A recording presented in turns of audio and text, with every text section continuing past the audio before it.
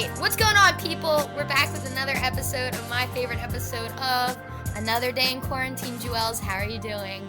Oh, I am hanging in there. I just miss you so much. I know, of course. Me too. We are so very excited about today's guest. He is someone me and Julie have known our entire lives. He was voted Best Smile in high school. He and Julie go to the same church. So many connections. My heart and my soul. And recording all the way from Hell's Kitchen, New York, we have the real Gooby himself, Kevin Ciota. How's it going, Kev, man? Hi, everyone. This is Kevin.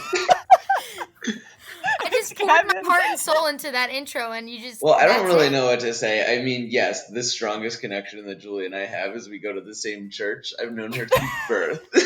I don't even see her at church when I go on Easter, because she skips when her mom sings. And everyone knows that's my favorite part of church, and the only reason that I go is to put up with it. Is this why you came on, just to bitch about me not going to church? Because let's just wrap this up. No. Can we bring Donna on to do a song to make Kevin happy? I just went upstairs to get a drink, and she was like, I was thinking, I kind of want to make a TikTok today. I will literally make a TikTok just to follow Donna. She has one, so it's fine. But she's ready to she's done with stalking people. She wants to thrive herself, and she wants to start making them. So I love that. Yeah, she's a content creator. I love that. She doesn't want to sit back and watch anymore. She saw me break 1,000 watches, and she was like, I'm gonna take this bitch down. Wait, which of your TikToks broke 1,000? The one that I did with Kenny's niece, the Kardashian voiceover. So you didn't just keep your phone on a loop and play it 1,000 times?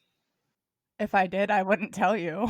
I don't think it's measured like that. Also, I can't do TikTok. I'm not ready to do that. It's like every gay man in the city has done 4 things, and it's shave their head, get a mustache, make an OnlyFans, or make a TikTok, and I've done 2 out of those 4.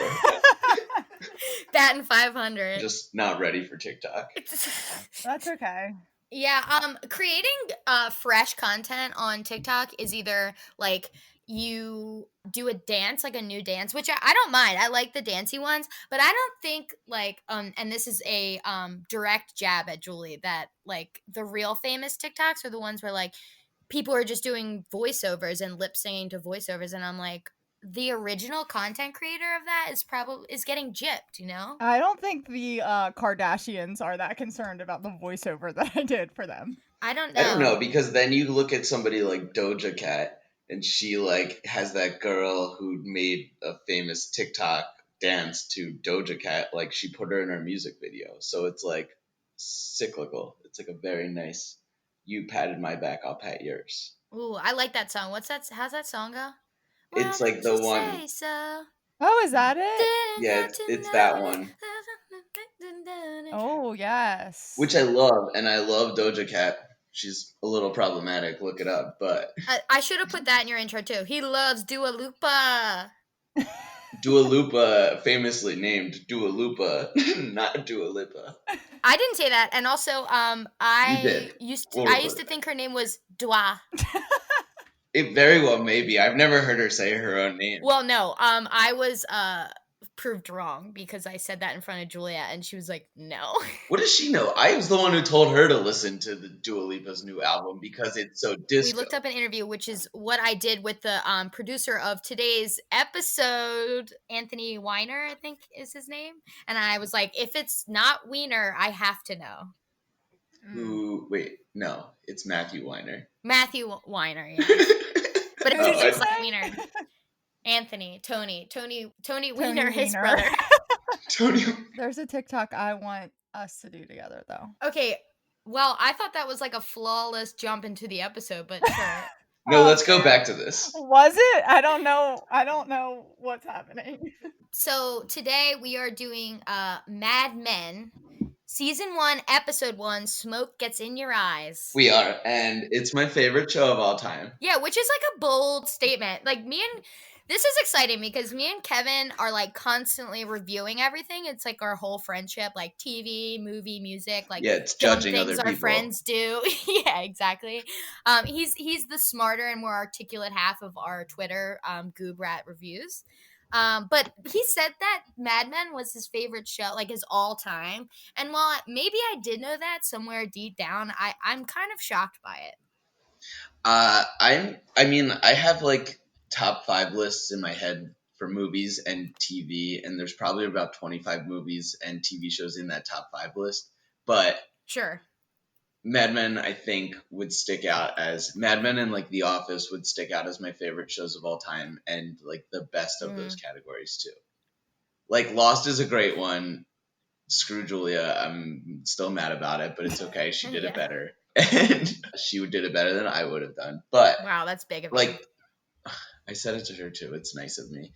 Mad Men is like consistently great throughout, and I like wrote a couple notes down in the first like 3 minutes of this show rewatching this because I haven't rewatched it in years. I watched it like after the first 2 seasons came out. I binged the first 2 seasons right away, and then I like would DVR every episode and watch it during school, and like I would make sure nobody was around so I could just watch it by myself and like unwind because it's such a good show. But I wrote like my notes right away. As soon as the theme song started playing, I wrote 2 things. I was like, the show's so fucking good because it is. It's just so good. And also, if you skip the intro theme song, you're a terrorist. So, I skipped it. Of course you did. That's Why so did you skip it? on-brand. It's like it sets the Wait. mood. We've got the jazz. No, I skipped it. Like, and after I skipped it, I actually thought of Kathleen because I think it was last episode we were talking about how like she just like can't skip the Game of Thrones theme song. Well, And like I was like, yeah, I never skip it if it's the first time I'm watching it, and then I skipped it, and this is the first time I'm watching it. So well, I classify my favorite themes and intros, whatever, as okay. I don't skip it when I watch it. Kevin, what's your all-time favorite intro theme? Hold on, we're gonna circle back to that because I'm gonna think about it. I mean, Lost is such a great one because it's so short. Because it's 3 seconds long. Because it's 3 seconds long. But I would say that my favorite of all time is The Leftovers because Leftovers season 1 is consistent throughout, and then Leftovers season 2 they change it again, and then Leftovers season 3 they change the song every single intro, but they keep the same opening. So I would say Leftovers, but I know that's not in your top 5s. No. Okay, but good to know. I'll file that into my book of facts about Kevin. My first note about this episode before we even have, I just like had to say this because I was laughing at myself. I put opening scene equals Kathleen on the plane watching Cheer. Wait. When he's writing all that stuff on the napkin. Sometimes you just get inspired in the most random places and you have to write it down. We have to have producer Matt post your napkin note on the Instagram page. Okay. All right, Kev. First of all, like I don't watch Mad Men. Julie, I assume, does not watch Mad Men. Can you tell us what Mad Men is about? What was that? She skips the opening credits. Only people who watch Mad Men watch the opening credits. We need to get past this. I'm getting past it because we're getting into the meat of the show. The show is pretty much about advertising executives in the 1960s, and basically the entire show goes through the 60s, and it deals a lot with gender politics. It deals a lot with just women in the workplace and the time. Like you get to major life events, like when Marilyn Monroe died, then all the secretaries in the office are like sobbing all day, and like it's about how women were treated in the office and how many barriers there were for other people. Like in the first episode alone, we have themes of like women's politics, racial tension, sexual politics, closeted homosexuality that's very blatant, infidelity, PTSD. Like we're dealing with all of that, and those themes run throughout the entire show. So you get a little bit of each thing. And like right away, it's pretty jarring. You go and like everyone's smoking. The black waiter's treated very poorly right away, and you're like, "What? This is like so weird to see." And everyone's smoking in the office and drinking at all hours of the day, and treating women horribly. And like, it's just a really big culture shock. And I don't know. I feel like you just like very much zone out into another time when you're watching this show. Yeah, I agree. My notes are almost exactly like that. It's like sexist, racist, like anti-Semitism, PTSD. But I actually read when I was just Googling stuff about the show that 7 out of the 9 writers in the room in 2009 at least were female, which is interesting because they're just like, I'm assuming that the show, like the females rally back. Like I'm assuming Elizabeth Moss as one of the main characters kind of like finds her way and becomes something of herself. Am I making that up? Yeah, I mean, every single character in this show too has a very clear arc. Like you could very much trace every single arc over the course of the show and see how much they changed because every single character is very different in the first episode than they are in the last, except for one character, which is like a very frustrating thing. And I mean, it's Don Draper. He's like dealing with that the whole time. I was gonna say he is like a very interesting character. You can't tell if he's like sweet or like I think he's like the ultimate fuck boy. I don't know if I wrote that about John Hamm or Don Draper. Honestly, Oh, I think John Hamm's like a really nice guy in real life. I'm gonna really. say that. Yeah, I I'm gonna have say most definitely a fuckboy written down, but I can't remember who I was talking about. But I did read that he was arrested for a fraternity scandal back when he went to college. So That's some breaking news. violent hazing, y'all. Julie, what did you think of the episode from your first watch? I actually liked it. It made me. Why are you laughing? Because I don't know. If you Like, say I'm gonna watch the show, I'm gonna throw up all over this computer. 'Cause I'm it's a not. lie. Okay, good. But I am gonna watch it. Okay. And I'm gonna FaceTime Kevin every single time I watch an episode. No, but I agree, like total different time, and it's kind of like upsetting in a way to watch. Like Elizabeth Moss's character, like I think she gets told like 5 times that she should start showing her legs. The woman that's like training her is basically like telling her she will learn to like please her boss and like giving her pointers on like how to sleep around basically. Oh, the woman who's training her is Christina Hendricks, who's like the most beautiful woman in the world too. For some reason, I'm so attracted to her. Just want to read this quote I wrote down. Go home and take a paper bag, cut some eye holes out of it, put it over your head, get undressed, and look at yourself in the mirror. Really evaluate your strengths and weaknesses. Oh my god. Can you even imagine, like, even the gynecologist scene, like, everyone is just talking down to them, even, like, women to women. But even, like, Christina Hendricks, I guess she was just telling her how it is and trying to keep her afloat in the beginning. And great. Joan in the show, I mean, her name's Joan in the show, and her arc is like incredibly interesting because she's like also very empowered, but she's also very submissive to the rules of like gender politics in the office at the same time. So she is a really interesting arc. And then like that quote is incredibly jarring. And then first off, I'm really glad we stopped complimenting women on their ankles because like who cares? I know my ankles are like hairy. I always miss them when shaving. I don't think I've looked at anyone's ankles in my life and been like, that's a good ankle. Except for like Achilles when we're talking about his heel. Like what? That's the only time we should be talking about an ankle. That's the only famous ankle. Yeah. That's like in high school when they were like, you can't show your shoulder. And it's like, who in here is like having inappropriate thoughts about my shoulder? Me. My thoughts are cover it up.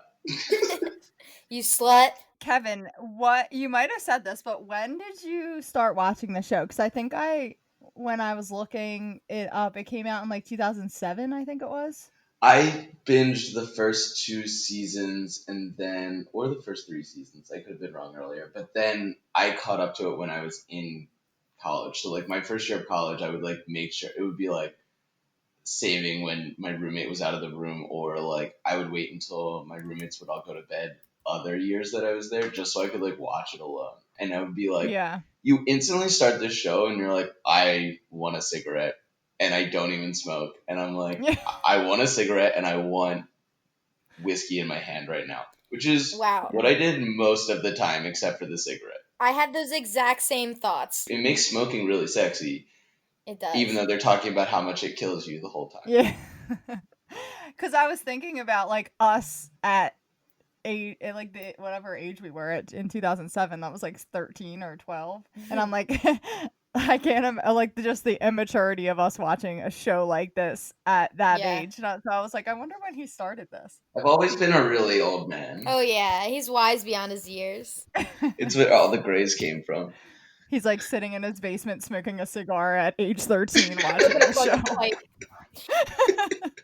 Well, one of the things I wrote down was like, this is a huge show. I mean, like a gigantic show, and I always knew you liked it, but I never watched it, and I never felt left out from not watching it. Like, I think that some shows are so huge in pop culture, like Grey's Anatomy, whatever. Like, if you don't watch it, I feel like you're left out of some conversation, but I never felt that way with this show. Like, some shows are so huge in pop culture, and this didn't feel that way to me. Do you agree, Kevin? Well, it was huge in. I think it was huge in. Like we are slightly younger than when it was the target audience too. It was huge. Like it was cover of Rolling Stone a few times. They had like the spread. Everyone in the show is super famous now, including like I have a couple notes about that, including like little characters that were in this show. When they go into the telephone operating room, it's Kristen Shaw as one of the telephone operators and Flo from Progressive. Yep. I wrote that that's who I'd want to be in this show. One of those You'd girls, wanna because be they in get it. like sucked up to, and they're just like hidden in a room, and like everyone loves them. Like I have that in my office where like the accounting ladies, it's like you have to please them, or else like you could never get anything through in accounting. And it's like, yeah, I would like to have that power.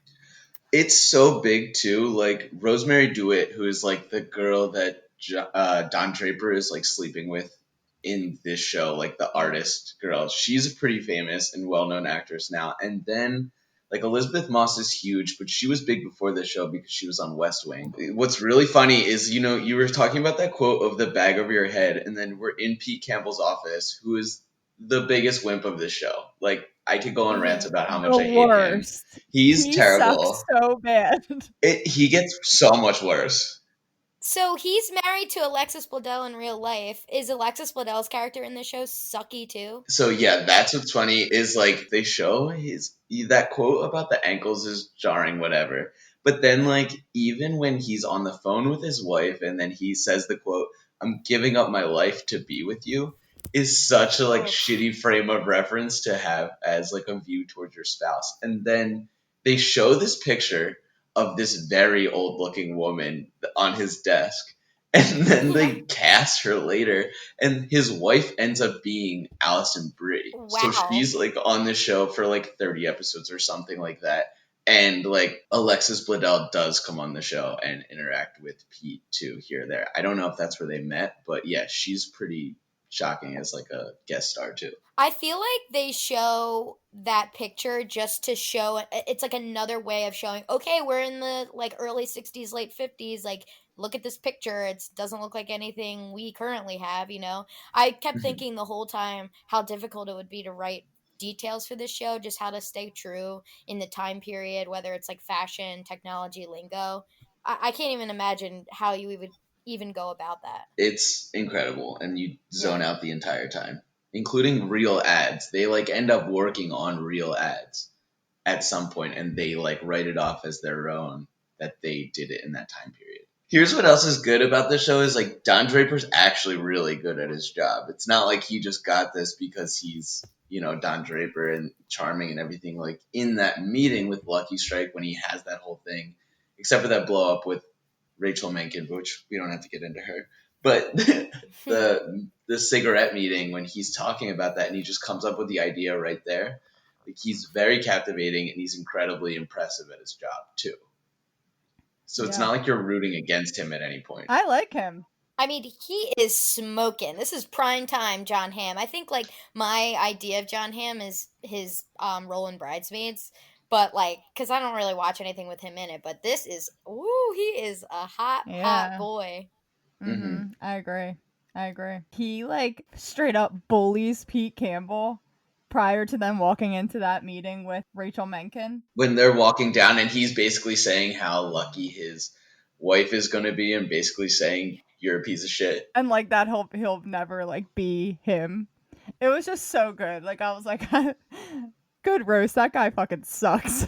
He sucks. And like I think that's the reason also, I mean, I can't even see the actor who plays Pete Campbell is Vincent Carcetter or something like that, and like I'm obsessed with everyone that's in this show. I don't think I could watch him in anything else because I'm so turned off by how much I hated his character in the show. Well, Yeah. I was really hoping he'd have a rags to riches story. Because I did too. I mean, I'm 3 episodes deep and I'm like, this guy's a fucking dick. Well, so you know, like the end of the episode is the most impressive part of this whole pilot too. To me, it's like you go through this whole life and it's like glamorous and it's like sexy and everything's sexy. I wrote sexy like 18 times on the show on my notes because it is. It's true. Smoking is sexy. Demeaning women is sexy in the show. It's like let's get back to that. I'm just kidding. How do we get ourselves back there? How did we let them learn technology? Like when she pulled off that cover and she saw that typewriter and a phone and I think an alarm clock at the same time. I don't know how women were trained to do this. I don't know who let them do this. I'm totally kidding. I hope that comes across. But cut out his totally kidding. I want people. Yeah. I want people to be unsure. We want people after you. slide into my DMs. We'll discuss. Besides the whole like mistreatment of women, because I probably sound like an idiot saying this, like I love this time. Like I love watching like shows and movies like of this time, and a part of me would be like, I wish I lived in that time. With the Yeah, I exception mean, of like sexual harassment and things like that. what's funny about the show too is like these kids, like when you see the kids in the show, which we'll get to in a second, but the kids in the show, like that's essentially our parents' time growing up at the age of the kids. So I'm like watching that, I'm like wondering how realistic it is. I mean, let's put aside the fact that it's in New York City and it's a little bit different of a dynamic where the dad is like going into the city and their house is in like Westchester and all these things. Like it's a different dynamic, but it is pretty much our parents' generation growing up during this time, which is like very weird to see. Yeah. Yeah, my dad was born in 1950. Yeah, my parents were born in the late 50s too, so it's like they were all the little kids in the show's age, and I'm like, oh wow, this is a weird time. There's like a scene in one episode in like a way later season where a family goes on a picnic and they literally just put all their trash on a blanket, shake off the blanket, and then get in the car and they just leave the trash in the park. And I'm like, what the hell is this? It's like one of those scenes that takes me out of the show and I'm like, what the fuck are we doing here? Yeah. So like I know you talked about this being like renowned as a really great pilot. So, and it sucks because I know John Hamm and January Jones were married in the show, and I know Kieran and Chipka is their kid. So without knowing that, like if I went in blind watching the pilot, I was supposed to be like, oh shit, about Don Draper having a family at home, correct? Yeah, like this huge reveal at the end. You like you said earlier, Don Draper's kind of a fuckboy, and he's like very seductive and very flirty, and you think he's like this just player boy, like single man. They don't mention his wife once during the episode, and like he obviously comes in to like work wearing the same clothes as he did the night before, and having that whole drawer of just like the same outfit is insane. But Yeah. then at the end, like you see this whole long journey home, and he's got this gorgeous house in what I'm assuming is Westchester, New York, and then he has this gorgeous wife who January Jones is the most beautiful wife in the world. Like I had this major crush on her for at least the first season of the show, and she is hot. Oh, big time hot. And then she's got 2 kids, like, and then it ends with him with these 2 kids, and you can't even see that he's guilty about what he's doing. Like he's not. So it is a big reveal, and then it gets into his family life, and then he obviously just continues having affairs throughout this entire show. I wish we could talk about even episode 2 has like more like big reveals, just not to get too much into it, but basically January Jones' character, she has issues with her hands, like her hands just go numb, and she like crashes a car at some point, like and it's like a huge stigma around mental health or whatever, and there's a bigger conversation around the 50s and what they thought like going to a therapist is. This show, I'm 2 episodes in, and there's like some really deep conversations to be had. Yeah, they deal with a lot of really weird, like big issues in the show and really small at the same time. Like they deal into the racial politics, they deal with mental health and the stigma around it. They deal with like sexuality and the stigmas around that, and then in just very small episodes or very small ways. But Julie, did you know that they were married in the end, or were you surprised by that? I was surprised. Yeah. I didn't know. I don't know anything about this. Like the way that you guys are like talking about it, I'm like, I have no idea what they're talking about. So she's like, did I watch this episode? So I was really, really surprised. I thought that he was like a single bachelor trying to get that one chick in the beginning to like marry, because he even brings up like them getting married when they're like after they had sex. So I'm like, oh, he just like loves this girl. And then at the end, boy. I was like, what the fuck? But I still find him dreamy. And the best part was like when Elizabeth Moss's character like tries to like putting her hand on his hand at the end of her like first day, and he like pushes her off. Like I'm like, oh, he's a good guy. You're right. You got a girl that you were with in the beginning, and then you find out that he has a wife, and I'm like, oh god damn it. Well, it's cringy because he's like, I'm not your boyfriend. And honestly, like, since this was in the 50s, I don't know what I think about the 1950s, but I just kept feeling like he was going to flip the fuck out on January Jones or like any girl in the office. I'm like, any of these guys could just absolutely implode and backhand any of these women at any time. Mm-hmm. Yeah. Does that happen? I mean, there's some really shitty things that happen to women in this show, obviously. Like, it gets worse for all these women in the show. So, I mean, I won't get into specific examples, but it's like it was such a shitty time to be a woman, and it's also like, I mean, there's a lot of things that haven't changed in some ways, but there is a drastic change. Like women weren't even in control of their own bodies, and like this is a slight spoiler, but we're talking about his wife going to a therapist, and she does go to a therapist at some point during the first season. And then at the end of the day, that therapist calls Don Draper and gives him a download of what they talked about. So it's like your husband's completely owned you in this time, for example. And a lot of this show explores the liberation of women and like how they become bigger roles in the office. And like that's huge with Elizabeth Moss's character for sure. She's like the main character pretty much essentially later on. She changes the most. I would not do well in this time period. Well, you wouldn't have had a choice, really. Yeah, honestly, like, half of me is like, I would not do well, like, the feminist in me, and then the other half's like, whoa, I could just be, like, a stay-at-home mom. That sounds pretty fucking good.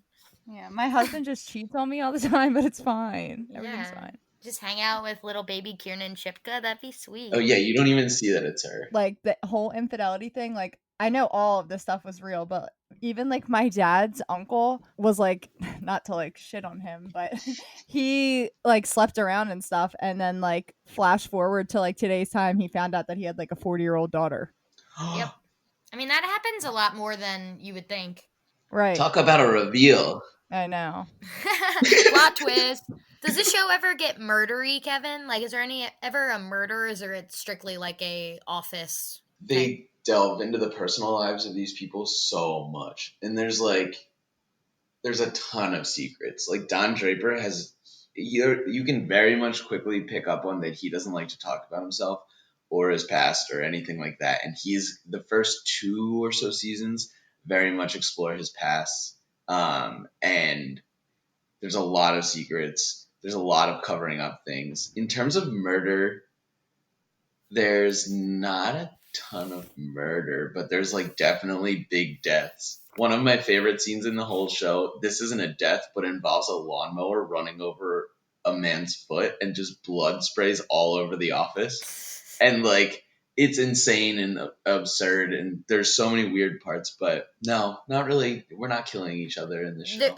Let me just ask, there's a lawnmower inside of the office? Yeah, I mean, they are admin, and like at one point they're working for John Deere, and John Deere like sends them a riding lawnmower or something, and they're like joking around in the office, and like one secretary gets on the thing and she like is really loopy and everything like that, and she freaks out for a second and then runs over someone's foot, and then that person is wearing a cane for the rest of the show. I Because feel like that happened because the real actor in real life had to have a cane. Like that happens sometimes. They're like, oh, this guy got hurt in real life. Now we have to make something happen in the show. We're gonna run him over with a lawnmower.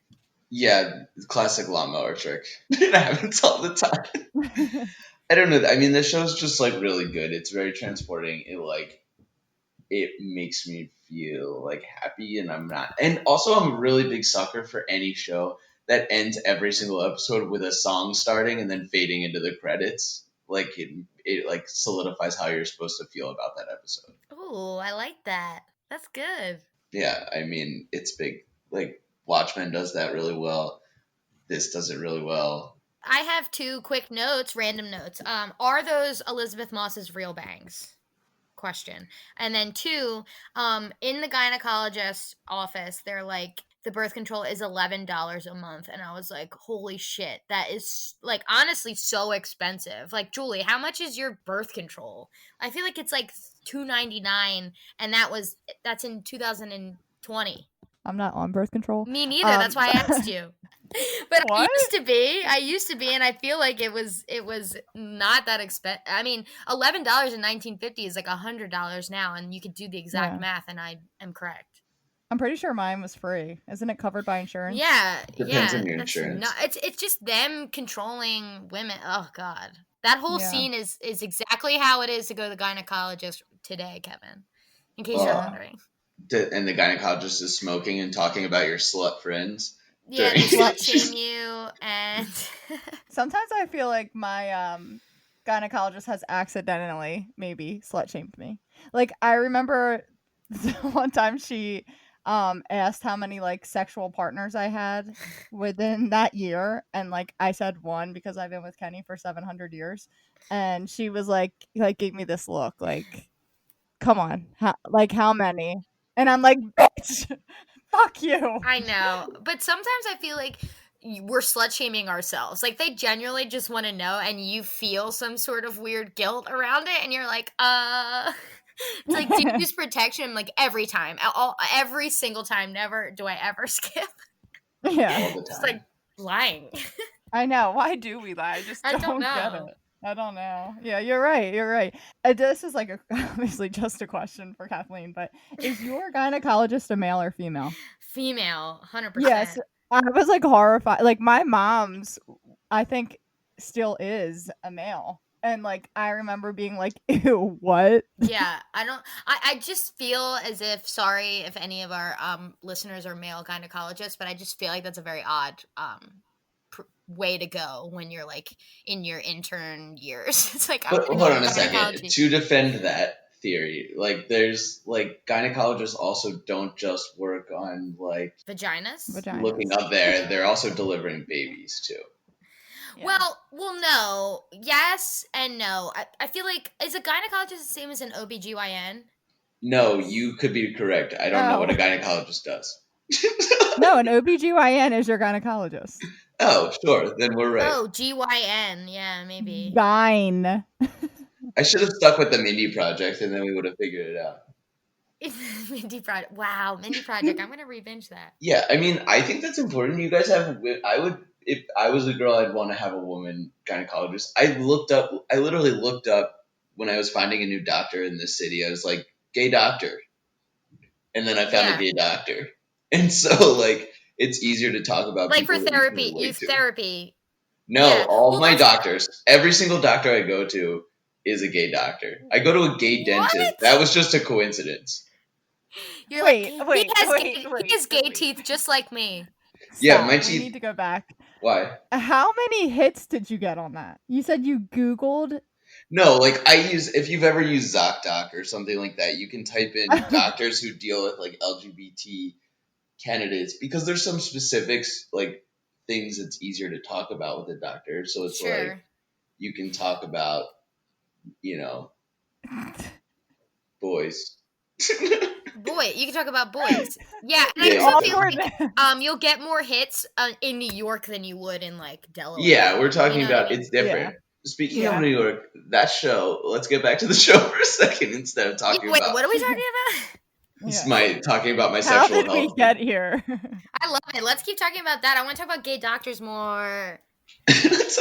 Well, there's like this show is really disappointingly filmed in LA, which it's not filmed in New York, which is Yeah. upsetting. That was going to be one of my quiz questions. Oh, well, yeah, it's filmed here. I don't think they film anything in New York. But also, and I also don't think that a lot of ad agencies are still on Madison Avenue here. A lot of companies like have in-house advertising.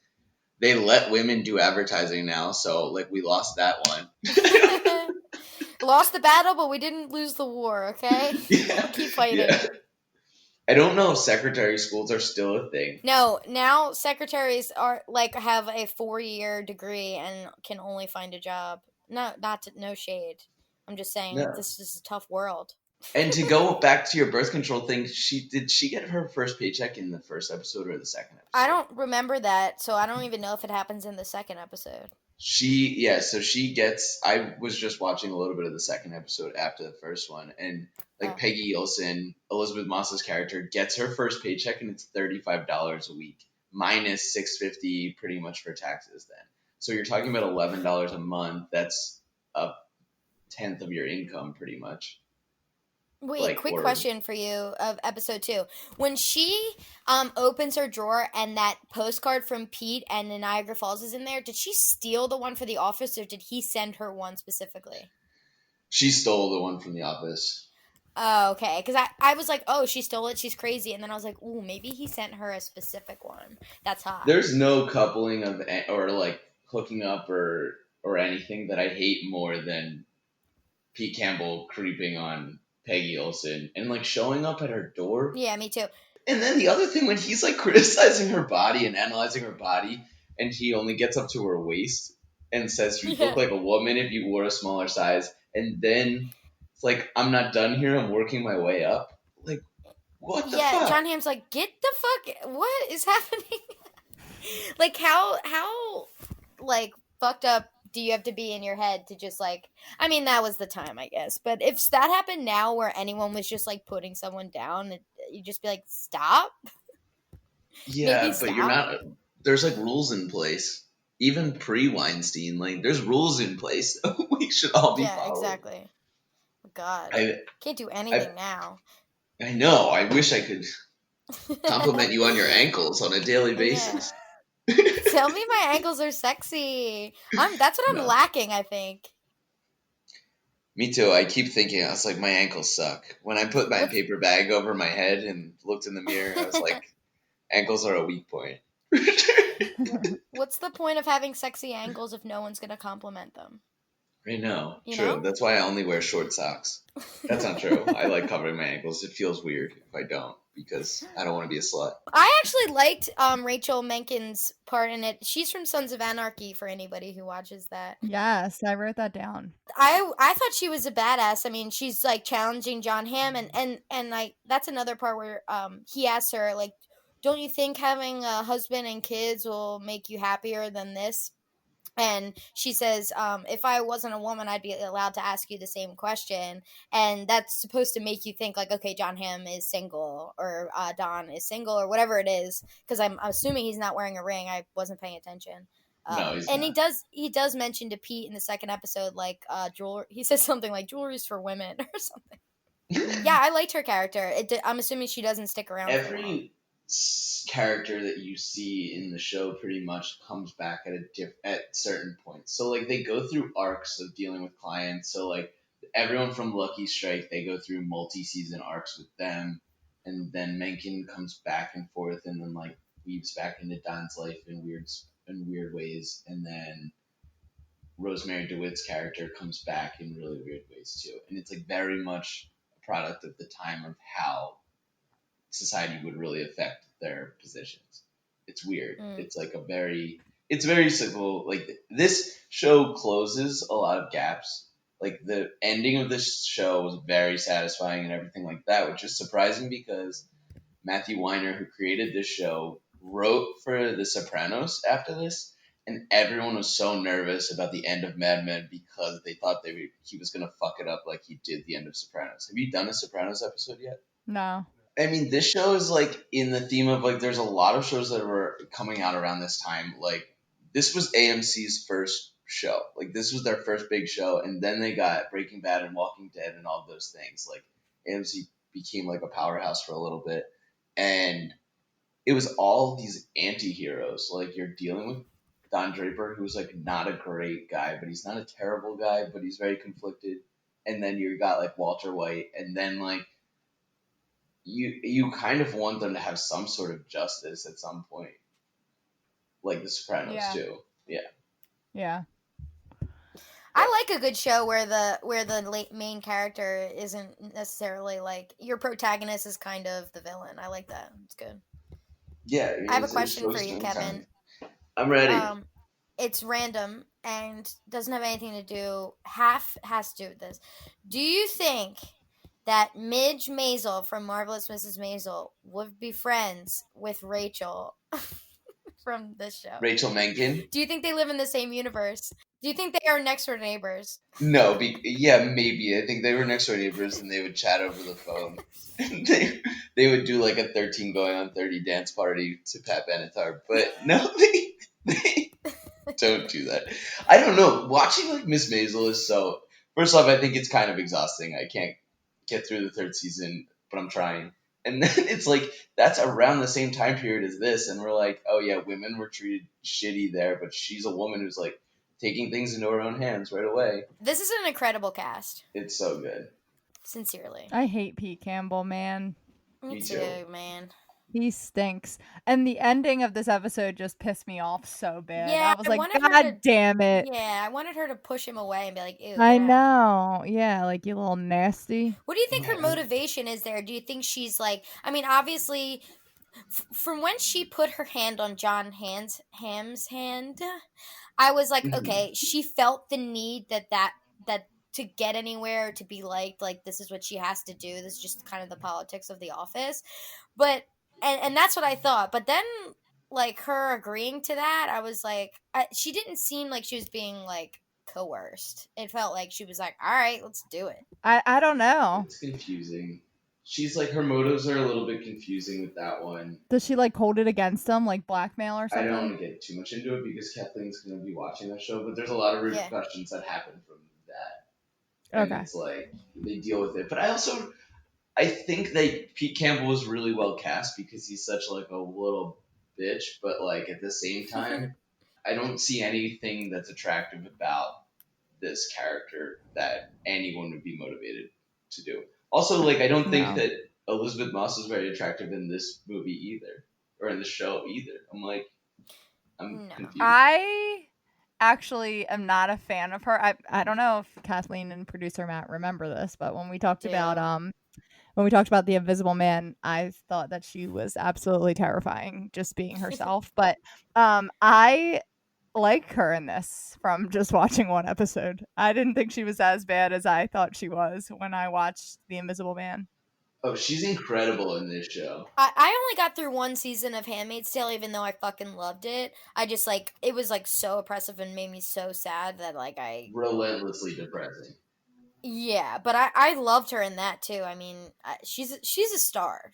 She really is. Yeah, she's great. I love her. I did the episode, though. The one note that I had was when they're in that meeting with Rachel, and Don Draper's just eating shrimp cocktail. In the first meeting? Yeah, in the first meeting. He's just like casually eating shrimp cocktail as she's like talking about what she wants, and I'm like, talk about not sexy. That's like the least sexy thing to be eating in a business meeting. I wish I could eat in business meetings. I do them all the time. Me too. You eat shrimp cocktail all the time? No, I wish. I can barely drink my own water. I feel like Julie they're watching me. Brings a goblet of cocktail sauce and like just bring her own shrimp. Of cocktail sauce. I'm like, does anybody want some? Shrimp cocktail's expensive. I know, it is. Yeah, I love how they just like brought the one Jewish guy that works there for Rachel Menken to feel comfortable and nobody knew who it was. And then the other thing that like took me out of the episode is when she goes to dinner with Don Draper and they're in like a very classy place and she's getting like a tiki drink with an umbrella in it and a pineapple. I was like, yeah, we're not doing this. Yeah, that was bizarre. I agree with that. But I really liked that scene. I was in on that scene. I like someone calling him out. She's great. She's a great actress, and he's great. Yeah. He was nominated for an Emmy every single year, and he didn't win until his last year. Yeah, that was also going to be one of the questions, but not. Speaking of, Kathleen, why don't we All hop into that right. segment? Okay, Kev man. I'm going to give you 5 questions. Okay, you ready to test your knowledge Are you quizzing me about the episode? about the show in general? Oh God, I didn't do my homework. Well, that's on purpose. Okay, so Okay. this is easy, I think. Who is the only actor to appear in every episode? Don Draper. John Hamm. Yeah, I mean that's like I just wanted to more talk on this because I looked at the IMDb and like 5 different people have 92 episodes. I shouldn't have looked at the IMDb. I know No, you it's like a shouldn't, because spoiler in there's itself. spoilers in there, yeah. I know, but the top 5 have like 92 episodes. So but multiple sources say John Hamm is the only person in every episode. So I assume like Yeah. maybe each of the other characters are just missing one Mhm. random episode. Okay. This is a fun one. John Hamm graduated from the University of Missouri with a Bachelor of Arts in English. After graduation, he went back to his old high school to teach acting to 8th graders. He taught this famous actress Ellie in Kemper. drama class. Ah, you knew it! Damn it! This is wild. That's Yeah, crazy. he taught Ellie Kemper, and then they were on Kimmy Schmidt together. Yes. Wow, you're good. Anyway, I know. I wanted to stump you with that, but okay. Who did January Jones originally audition to play? I want to say do Peggy, but like she wouldn't have fit as Peggy. Yeah, it's Peggy. Yeah, she would not have fit as Peggy. She wasn't gonna take Sally because like the first few scripts she barely had anything or whatever, but then she took it anyway. Okay, this is a very serious question. Who is hotter, Christina Hendricks or January Jones? That's hard. I think January Jones is definitively hotter, but Christina Hendricks in the 50s time period is like the hottest thing in the world. Okay, I'll accept So, that. Thank you. I agree. Christina Hendricks is on Good Girls now, and she just seems like massively older to me than like Retta or Mae Whitman. But she's really not. She's only like 44 right now, and this, of course, aired like what 13 years ago. So she was only early 30s. She seems older to me. They all seem older than they are supposed to be in this show, I think. Yeah, any sort of like weird 50s updo and fashion makes you seem older. Okay, and last question. Showrunner Matthew Weiner's real life son plays a role in the show. Who is it? I want to say it's the neighbor. And what's his name? Is it Billy? No, it's Glenn, but I'll give that to you. Okay, it's You Glenn. nailed it! Yeah. 100%! I don't know. Thank you. I didn't know that he did that, but I was going to guess that, like, I know what Matthew Weiner looks like, and I was like, oh, that kid looks like him. He's like one of my least favorite characters in the show. Yeah, he's like a creepy neighbor, it says. He's kind of creepy. It's weird. Like, Kiernan Shipka. So, what's funny, like, here's a fun fact we're talking about these quiz questions. Kiernan Shipka plays Sally Draper, who's the daughter in this show. And they keep her throughout the entire show, and, like, it grows up around her. And she, like, becomes a much bigger part towards the end. And she's, like, so bitchy the entire time. They have a son who's Bobby Draper, and they replace his character, like, 3 times throughout the show. Because he got too old. I read that. Boys grow up so fast on shows. Yeah, I'm watching Jane the Virgin right now, and every season, her child is replaced by a completely different actor, and like at first they were like trying to make them look the same, and then the one season it's just like a completely different. He might as well just like be a different race because he's not. He doesn't look anything like the original kids. It's hilarious. Yeah, they just don't even care about Bobby enough to make him a major character in the show. They're like, we have too many people in this show. That's because they were like, wow, Kiernan is a star. Kiernan's a star, and now she's Sabrina. Star. She's a star. Do you have anything else to add about your favorite show in the entire world, Mad Men? No, it's great. I love it so much. There's so many really frustrating things. And like a lot of my favorite shows, I would put BoJack Horseman in my favorite show too, and he's like the major character of BoJack Horseman. Definitely follows a lot of the same arcs that Don Draper does. Like Don like goes off the map for several days at a time. he goes on his other journeys, and he's a very like anti-hero, and we're not sure if he's a good guy or if he's a bad guy, and he just does shitty things. So I love that. I guess I like that a lot. But in the differences in like Breaking Bad, that stresses me out. Like he's just hiding a big secret the whole time, and I'm like, this isn't relaxing to me. All right, before we go, I am going to read a review that someone has left, and we encourage this. We love this. So, Justin the Great says, very funny and interesting. Kathleen and Julie are great and a funny tandem. Thanks, Justin the Great. Thanks, Hit Justin. us up. Anybody wants to leave a review, rate us, we'll really appreciate it. And I think that wraps it up. Kevin, thank you for joining the podcast today. It's been a long time coming. Thank you. I wish we could do this in person, but this is nice. Can I come back with, I'm going to call Julia out, and I'm going to do a controversial Lost episode with Julia. Sure. And I will actually probably just like sit that one out, but I'll let you definitely interrupt it. Yeah, Julie only spoke 3 words on the last Lost episode, so. I giggled through that entire episode. Well, even Stephanie said, like, she was like, I knew when I heard that Julia was coming on that you would be really quiet just because of like the bond between Kathleen and Julia. And I was like, I know, I should have just been like, you do it, and I'll see you after. No, I don't like that. You gotta talk more. I didn't know anything that was happening. Yeah. Okay. All All right. right. Well, we obviously don't want to wrap this up. So what else do you guys want to talk about? Do you guys want to talk about gynecologists again? Okay, and that was another episode of my favorite episode of Thank you, Kevin. Thank you for joining us. Thank you for having me. You can come back anytime, except you can't do a Lost episode. We'll talk about it. Okay. All right. All right, love ya. All right, bye. Am I actually hanging up? This has been My Favorite Episode Of. My Favorite Episode Of is produced by Matt Kelly as part of the Geekscape Network and hosted by Julie and Kathleen. Check out our show notes for all of our socials and email us at myfavoriteepisodepodcast@gmail.com. Rate, review, and subscribe to us on your favorite podcasting apps, and we'll be back next week with another episode of My Favorite Episode Of.